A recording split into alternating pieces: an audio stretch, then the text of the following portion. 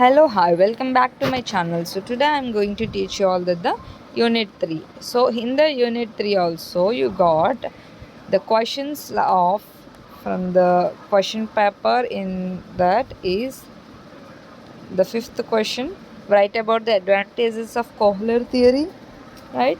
And the write about the stages of social learning. Kohler theory is the 3.1, and the next thing, write about the stages of social learning. So here in the third chapter you have only two questions. In the first topic only you have much theories all, right? So discovery learning by the Brunner, development theory of learning by the Piaget, and social learning by the Bandura, and social constructivism means by Vygotsky, right? So here you have the Kohler theory, Brunner theory, and Piaget theory, right? And these three theories. Teaching as profession from the third unit again, right? So coming to the Kohler theory of the third unit first thing, right?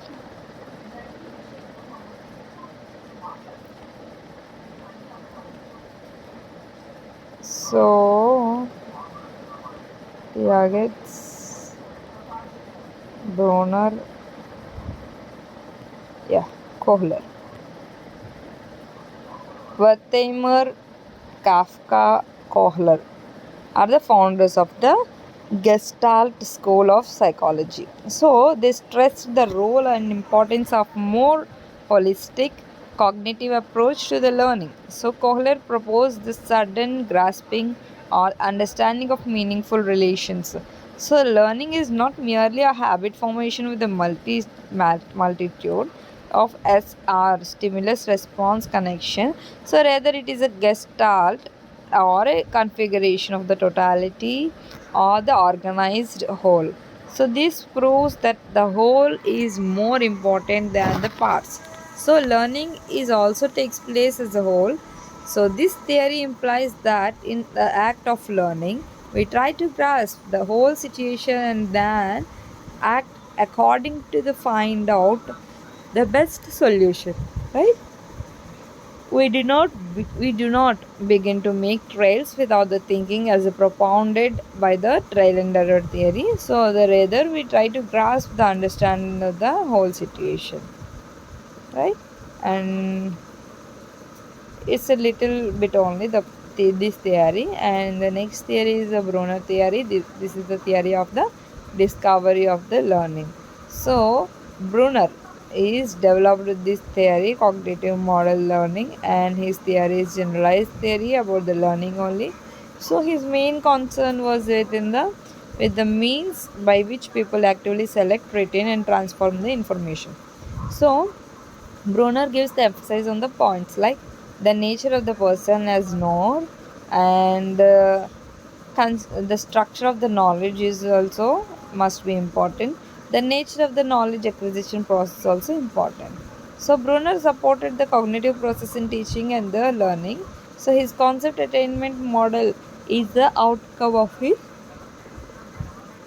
cognitive ideas. So the rationale behind this, his theory is instructions may be summed up as under.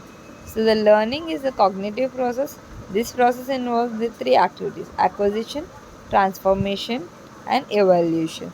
The second one is curiosity about the events, persons, and things, and source head of cognition. The third thing is learning is forming concepts. And the fourth one is cognition is a continuous process. Children should be made of it to discover things of their own. Teacher's role is the most important is he must adhere to the process of instruction which help him to achieve the goals of the knowledge as well as understand the process of getting knowledge. So educational implication of the Bronner's theory is building and maintaining the predisposition predispositions required of the learners, the structure of the knowledge, and the sequencing of the instructional experience. a team approach, and teacher should be make all instructions students oriented, and the teacher should try to make the teaching and learning situations more, right, more process oriented to the produce product oriented. The next thing is teachers should be appropriate reinforcement techniques like KR, knowledge of the result, etc. So teachers should be plan their teaching in such a way that the student get opportunities and everything, right? So the next thing is development theory of the learning, Piaget theory. So here the Piaget's concept formation, attention and sensation, the problem solving and all. So in this approach, the learner first perceives the total situation in the problem field, finds the relationship between the elements of the object or the problem, and deduces the strategy of the solving problems. So the major assumptions are like a learning is an active process involving change in the cognitive structure. Learning requires the cognitive effort and accurate the conceptual understanding. Learning is the adoption of the knowledge to bring in balance between the self and environment, and then the assimilation helps in getting the new experiences into the in expanding of the changing in the country cognitive structure. Coming to the concept and this thing, the so this is total of the Piagets, and here also Jean Piaget's only cognitive approach. This is assimilation, right? Accommodation, equilibrium, and then adaptation also. So social development theory, Albert Bandura. It's a biographical sketch of the Bandura, right? And the basic concept according to his is and according to him definition, right? And there are four stages of this, and acquisition, retention, performance, and consequences. In briefly here there is, and the next thing is Vygotsky. So it's very important theory, constructivist theory. So here this is a learning theory. It's one of the learning theory.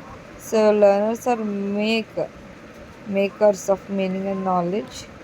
And characteristics of constructive teaching is the following.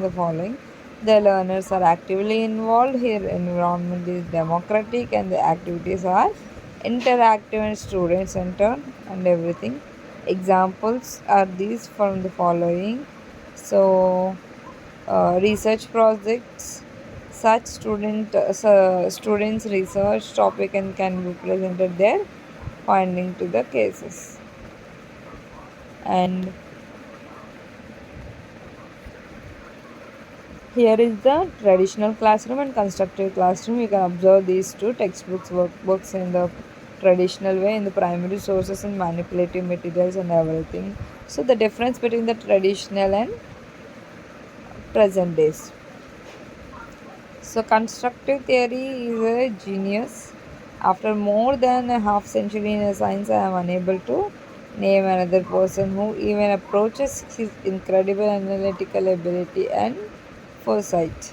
All of my work has been no more than the working out of the psychology theory he has constructed, right? And this is that theory only.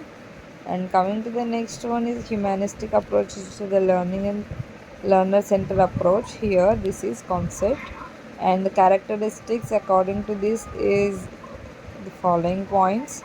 And education implications, like this approach believes in child centered education, so therefore it emphasizes on reach, touch and teach the child according to his nature, interest and aptitudes. And next thing is according to his approach, a human being is wonderful creation, so he has his own individuality, right, uniqueness.